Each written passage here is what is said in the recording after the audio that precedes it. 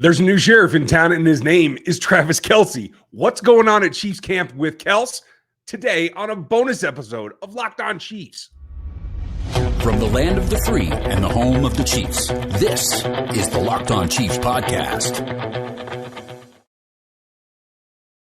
Welcome back, everybody. It's Locked On Chiefs and a special bonus episode here on Saturday as camp keeps rolling on. The pads have come on as of yesterday, and things are starting to heat up in an unlikely way with Travis Kelce. I'm going to fill you in on that. Make sure you check out another Locked On show after you make this your first listen. We very much appreciate that.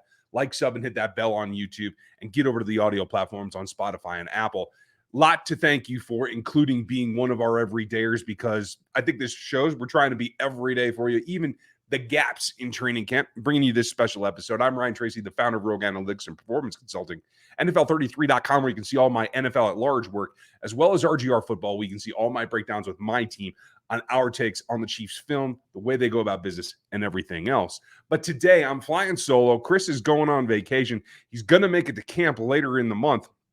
But for right now, you're going to have me this week, and I'll try to bring in a guest or two when I can. Otherwise, it's just going to be you and me getting things done. And what got done today, for the second day in a row, old 87's out there being a sheriff. And I like that, because for me, there's got to be a limit. There's got to be a tone set. And it started with DiCaprio Boodle yesterday and got a little chippy. Little things. First day of pads come on. The defense needs to get amped up. Let's be real. The defense is facing a top 3 unit in this league. They got to get their hackles up and get after the offense, right? But there should be a limit. And I think the veterans in particular are starting to see that this defensive group, the young guys, because there's so much youth on the defensive side, they're pushing things a little bit past the whistle. And that's pretty normal. You see that every year a little bit, just as things start to ramp up. Tomorrow's going to be their longest practice of the year, by the way. And so this is the crescendoing here, right? But what you don't see is usually a veteran like Travis Kelce getting fired up and pushing back.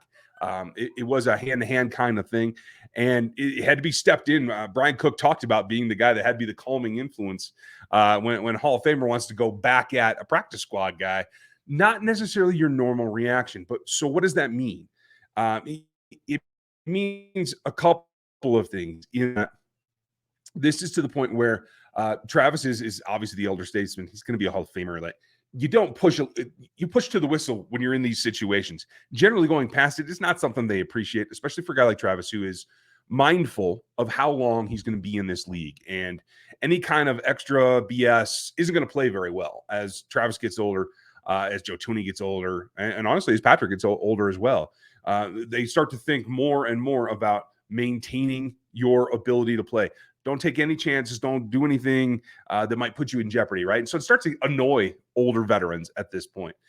I think that's perfectly fine. But what I'm interested in is then today, end zone look, Travis coming off of a split out wide, and Jack Cochran's the opposite linebacker. Gets pretty pissed off, hits Kelce late after he scores the touchdown.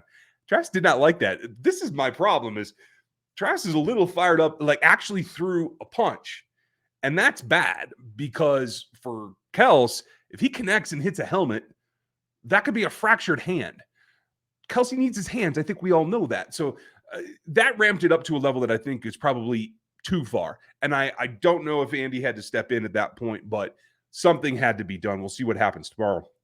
But you can't have your ace, your Hall of Fame, your number one target in this offense doing anything to risk his health because a practice camper or practice squatter in camp is trying to push some buttons.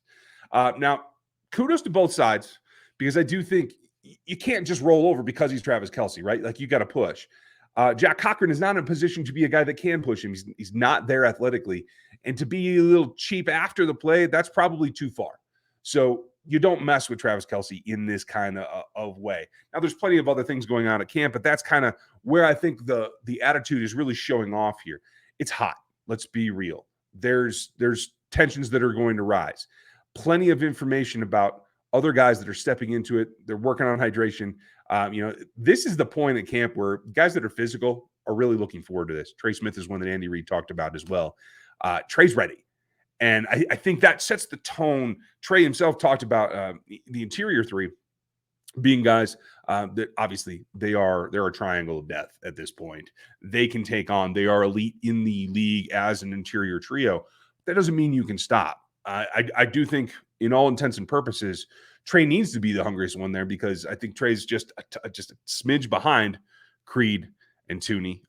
He's got to step his game up. He's got to keep that edge. So I'm really glad to see that. There are guys in this league that will get to the point where, especially when you're playing and relying on guys that are that elite, you have a tendency to kind of relax a little bit. Like, hey, we got this.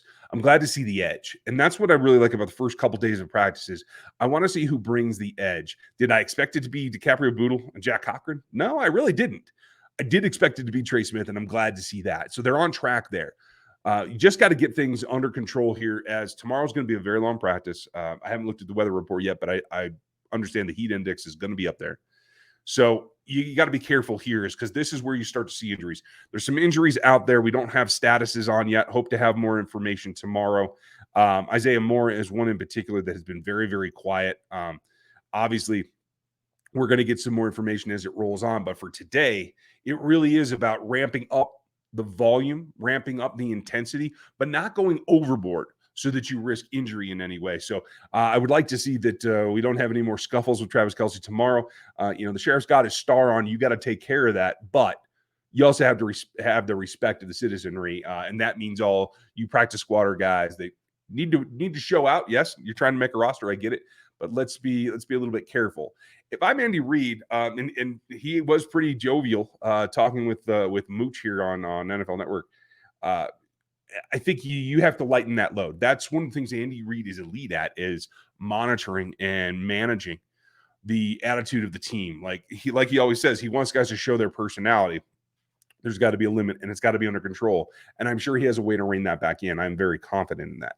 So that's where we're at today. More to come. And then Sunday evening, I'll have a show for you as well. We'll get back on track. It's going to be a long week. This is a week where a lot of work's going to get done. So I'm really interested to see it here. So make sure you like, sub, hit that bell, get with us, because we are here all the time, 5 days a week, no matter what. You everydayers know that. We call you guys locos because, I mean, let's be real. You guys are a little bit out there. You can see it down here. The Locked On Chiefs supporters, those are the locos. Become one of them. I appreciate you guys taking a little bit of time on a weekend, on a bonus show that we're not usually here for. So enjoy the rest of your weekend. Check out practice tomorrow. We'll be back with you tomorrow night, and I'll have everything that you guys need as we go forward here towards the culmination of camp is going to hit the top end, and that's really what I'm looking for. So have a great day. I'll be back.